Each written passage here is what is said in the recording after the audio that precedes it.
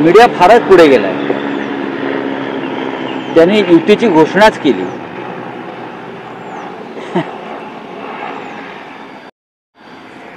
बघा, राज ठाकरे मुंबईत नाही आहेत. ते कुठे गेलेत त्याच्याविषयी माहिती नाही. ते मुंबईत नाही आहे.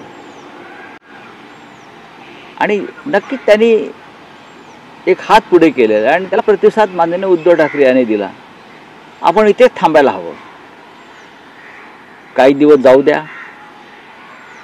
मनसे प्रमुख जे मुंबईत नाही आहेत त्यांना मुंबईत येऊ द्या आणि त्यानंतर आपण सगळे चर्चा करू. रोज याच्यावर चर्चा करून कशा करता ह्या विषयाचं गांभीर्य घालवायचं आहे ना. लोकांच्या मनातल्या भावना आहेत. विषय तर जिवंत ठेवावा लागेल ना. तुम्ही जिवंत ठेवत राहा ना. हा विषय जिवंतच राहणार. उद्धव ठाकरे व राज ठाकरे यांच्यामध्ये जे नातं आहे त्यासाठी